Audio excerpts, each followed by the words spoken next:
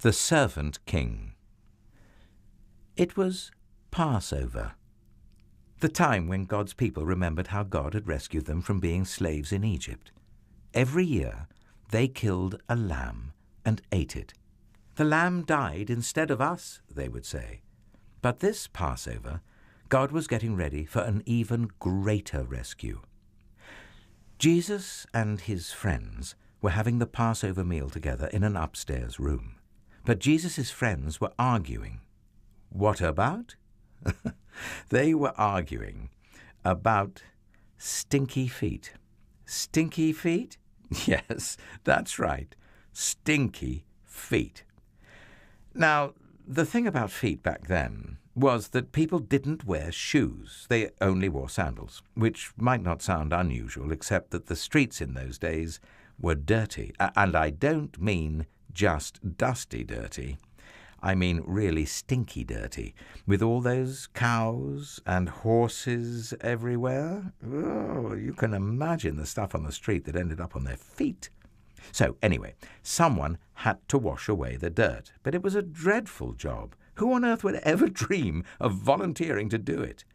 Only the lowliest servant. "I am not the servant," Peter said. "Nor am I," said Matthew. Quietly, Jesus got up from the table, took off his robe, picked up a basin of water, knelt down, and started to wash his friends' feet. "You can't," Peter said. He didn't understand about Jesus being the servant king. "If you don't let me wash away the dirt, Peter," Jesus said, "you can't be close to me." Jesus knew that what people needed most was to be clean on the inside. All the dirt on their feet was nothing compared to the sin inside their hearts. "Then wash me, Lord," Peter said, tears filling his eyes. "All of me."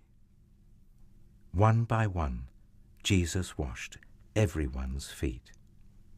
"I am doing this because I love you," Jesus explained. "Do this for each other."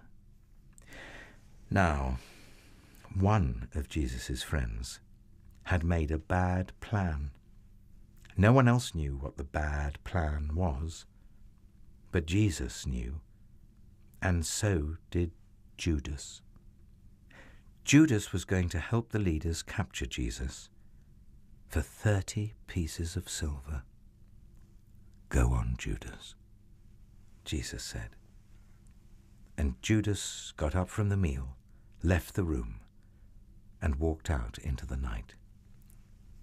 Then Jesus picked up some bread and broke it. He gave it to his friends. He picked up a cup of wine and thanked God for it. He poured it out and shared it. "My body is like this bread. It will break," Jesus told them. "This cup of wine is like my blood. It will pour out. But this is how God will rescue the whole world. My life will break, and God's broken world will mend. My heart will tear apart, and your hearts will heal. Just as the Passover lamb died, so now I will die instead of you. My blood will wash away all of your sins, and you'll be clean on the inside, in your hearts. So whenever you eat and drink, remember," Jesus said, "I've rescued you." Jesus knew it was nearly time for him to leave the world and to go back to God. "I won't be with you long," he said. "You are going to be very sad, but God's helper will come, and then you'll be filled up with a forever happiness that won't ever leave. So don't be afraid. You're my friends, and I love you." Then they sang their favorite song and walked up to their favorite place, an olive garden. A dark night in the garden. The wind was picking up now, blowing clouds across the moon. shrouding the garden in darkness. "Stay up with me?" Jesus asked his friends. They said yes, and waited under the olive trees, but they were tired, and soon they fell asleep. Jesus walked ahead alone into the dark. He needed to talk to his heavenly Father. He knew it was time for him to die. They'd planned it long ago, he and his Father. Jesus was going to take the punishment for all the wrong things anybody had ever done or ever would do. "Papa, Father," Jesus cried, and he fell to the ground. "Is there any other way to get your children back, to heal their hearts, to get rid of the poison?" But Jesus knew there was no other way. All the poison of sin was going to have to go into his own heart. God was going to pour into Jesus' heart all the sadness and brokenness in people's hearts. He was going to pour into Jesus' body all the sickness in people's bodies. God was going to have to blame his Son for everything that had gone wrong. It would crush Jesus. But there was something else, something even more horrible. When people ran away from God, they lost God. It was what happened when they ran away. Not being close to God was like a punishment. Jesus was going to take that punishment. Jesus knew what that meant. He was going to lose his Father, and that, Jesus knew, would break his heart in two. Violent sobs shook Jesus' whole body. Then Jesus was quiet, like a lamb. "I trust you, Papa," he said. "Whatever you say, I will do." Suddenly, through the trees, a glitter of starlight flashed off steel. Into the quiet garden came whispers, muffled voices, clanking metal, and the sound of boots marching. Jesus stood up. He woke his friends. "Now is the time," he said gently. "Everything that was written about me, what God has been telling his people all through the long years, it's all coming true." And into the night, with burning torches and lanterns, with swords and clubs and armor, they came, an army of soldiers. Judas led them straight to Jesus so they could arrest him. Jesus was waiting for them. Peter leapt up, took a sword, and tried to defend Jesus. He sliced off a guard's ear, and Jesus immediately touched the guard and healed him. "Peter," he said, "this is not the way." Peter didn't realize that no army, no matter how big, could ever arrest Jesus. Not unless Jesus let them. Then Jesus, who had never done anything except love people, was arrested as if he were a criminal. Jesus' friends were afraid, so they ran away and hid in the dark shadows. The guards marched Jesus off and took him to the leaders. The leaders put Jesus on trial. "Are you the Son of God?" they asked. "I am," Jesus said. "Who do you think you are to call yourself God? You must die for calling yourself the Son of God." Only the Romans were allowed to kill prisoners, so the leaders made a plan. "We'll tell the Romans, this man wants to be our king, and then they will crucify him." But it would be all right. It was God's plan. "It was for this reason that I was born into the world," Jesus said. The sun stops shining. "So you're a king, are you?" the Roman soldiers jeered. "Oh, then you'll need a crown and a robe." They gave Jesus a crown made out of thorns and put a purple robe on him and pretended to bow down to him. "Oh, your Majesty," they said. Then they whipped him and spat on him. They didn't understand this was the Prince of Life, the King of heaven and earth, who had come to rescue them. The soldiers made him a sign, "Our King," and nailed it to a wooden cross. They walked up a hill outside the city. Jesus carried the cross on his back.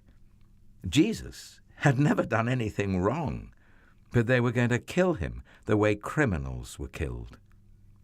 They nailed Jesus to the cross. "Father, forgive them," Jesus gasped. "They don't understand what they're doing." "You say you've come to rescue us," people shouted. "You can't even rescue yourself."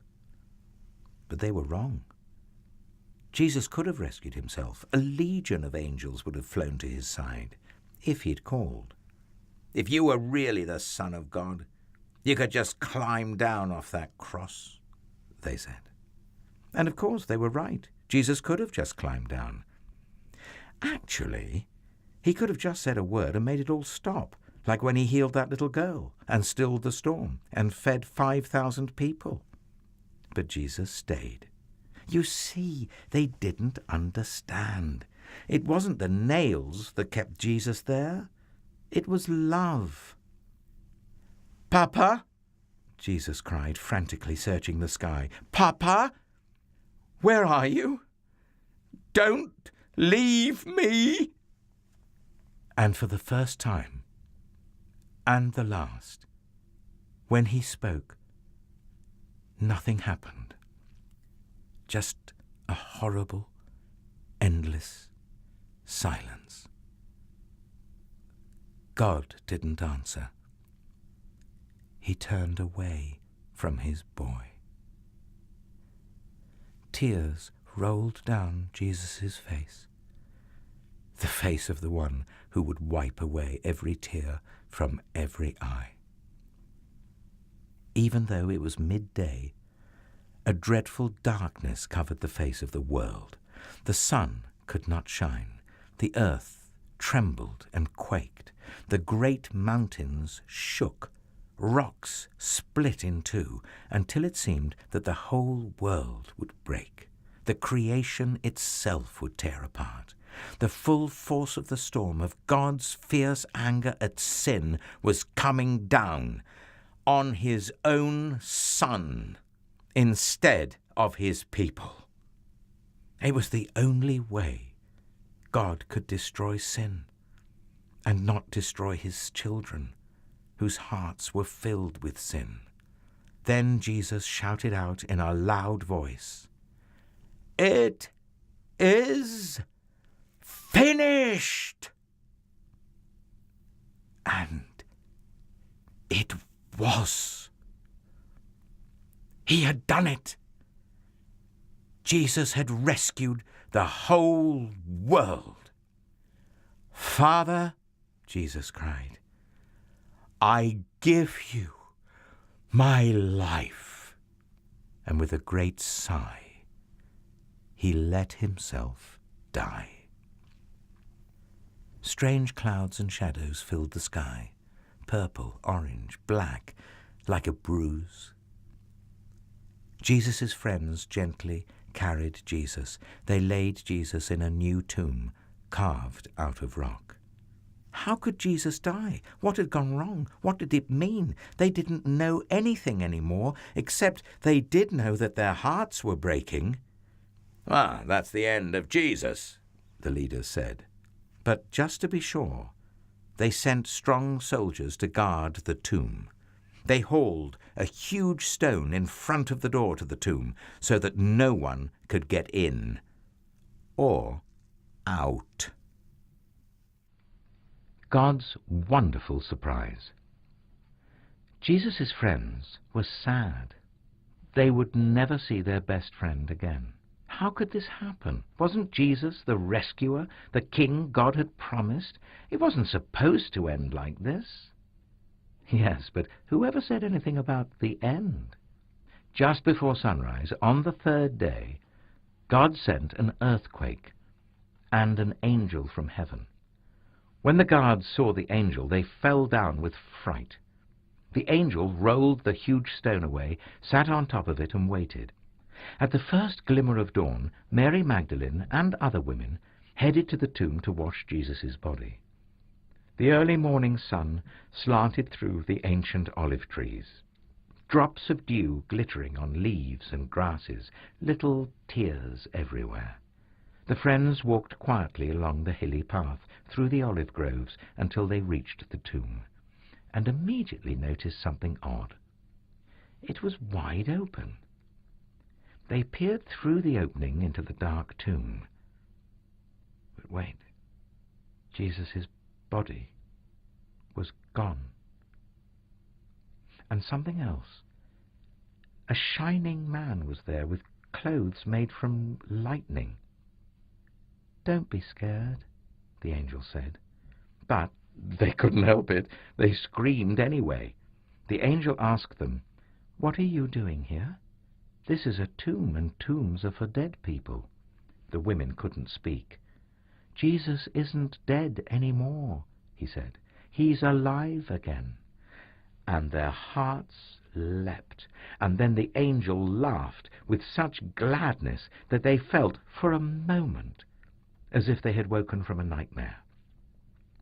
The other women rushed home, but Mary stayed behind. How could it be true? Jesus was definitely dead. How could he be alive? Just then, Mary heard someone else in the garden. Perhaps it's the gardener, she thought. He'll know where Jesus' body is. "I don't know where Jesus is," Mary said urgently. "I can't find him." But it was all right. Jesus knew where she was, and he had found her. Mary.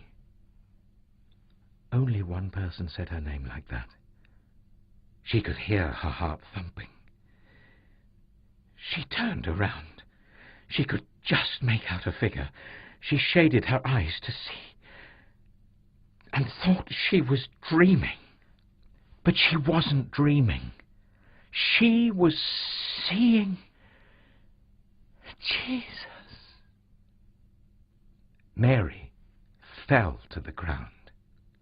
Sudden tears filled her eyes, and great sobs shook her whole body, and all she wanted in that moment was to cling to Jesus and never let him go. "You'll be able to hold on to me later, Mary," Jesus said gently, "and always be close to me. But now go and tell the others that I'm alive." Mary ran and ran all the way to the city.